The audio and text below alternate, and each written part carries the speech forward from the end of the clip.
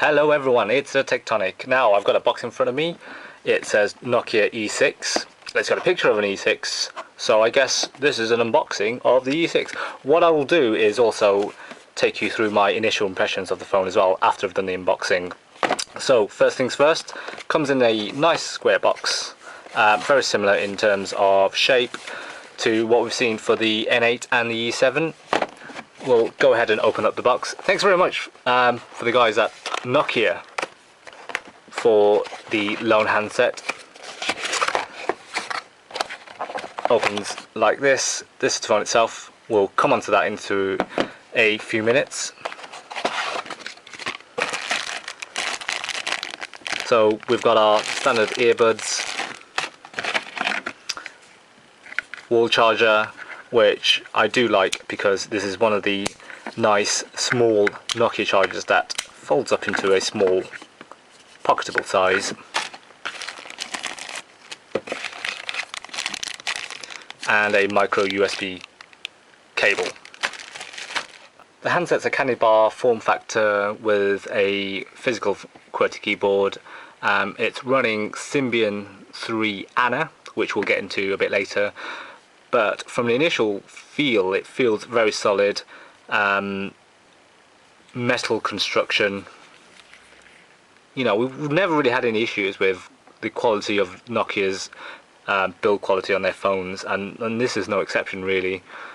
So you can see on the side, you know, you've got the sort of glossy metallic decal, less glossy metal back. We've got a 4-row QWERTY keyboard with what feels like decent tactile feedback. There's not much space separating the actual keys, so I'll be keen to try that out as part of the review. Call and end and receive, and some soft keys, and a Nokia D-pad with a select button. What I'm not sure of is whether that's an optical mouse.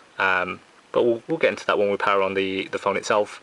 On the back we've got an 8 megapixel camera with what looks like dual LED flash, and the back compartment there, what looks like volume rockers, and I'm not sure what this does. Might be a select key or something. And I know what this is. This is a lock key for the phone, very much in the same vein as the Nokia N8. So opening up the back of the handset, then there's a little latch here which you pull down, and it's a bit fiddly, but the back cover comes off, which is clearly metallic. You've got your Nokia 1500 milliampere battery and a SIM card slot. Overall, I'm quite impressed with the physical characteristics of the phone. It feels very nice in the hand, quite weighty, very solid, feels like a very well made piece of hardware. We didn't go through the top of the phone actually, so here is the 3.5mm jack and the power button. So let's turn on the phone itself. You might have read in my previous reviews of the Nokia N8 and the E7 that, you know, in terms of hardware, absolutely fantastic as always from Nokia, and this is again no exception. My issues have always been the software, so we'll see what Symbian Ana has to bring to the table in terms of updates to Symbian 3.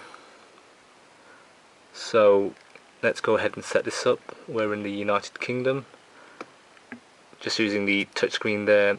Let's go for London. Date doesn't really matter, does it? And there we have the basically one of the home screens for Symbian Ana.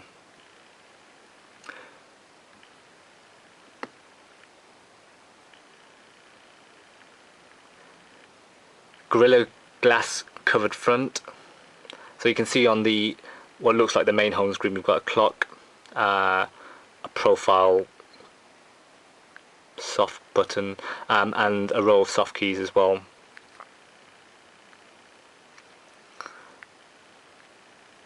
What's good and what's different from the E7 and N8 is that you can see that it's very responsive to swipes, whereas with the N8 and the E7, what annoyed me was that you'd swipe and then half a second later the screen would catch up with you, but this feels almost instantaneous. Let's go to the menu.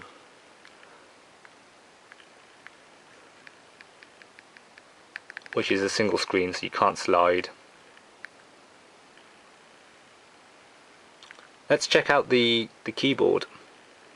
So I'm typing this with a camera in front of me, so it might not be the most natural of positions, but we'll go for the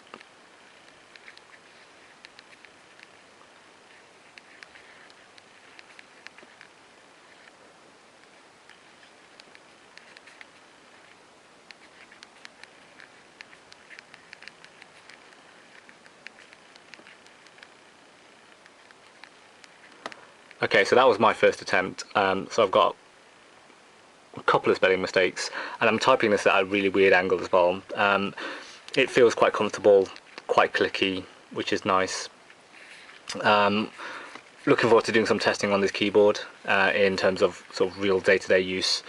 One thing that I noticed about the screen is that it's, in terms of pixel density, it's quite good. I've read that it's basically as good as the iPhone 4 in that regard. Obviously it's a lot smaller, so you get less pixels, but what you do get is a lot denser than your standard phones. Alright, we've got a special guest star in front of us, which is Bumblebee, taking a break from, filming Transformers. So, because obviously Transformers 3 took a lot out of him, so he's taking the rest here, which gives us a good opportunity to test out the camera application. So, let's go to menu, and what you can't see is that, so basically let's start again. So we've got to menu, and you have to go to applications, and then to camera, which seems a bit long-winded. I wonder if there's a dedicated button for the camera application. I can't see it, but if there is, we'll obviously note it in our review. So we've got the camera started up here, and let's take a photo of Bumblebee.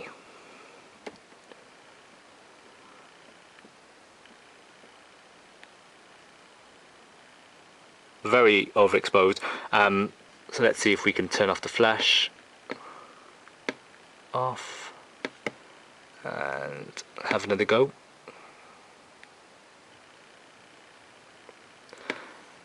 So you can see that Bumblebee is pretty out of focus. That's because the 8 megapixel camera is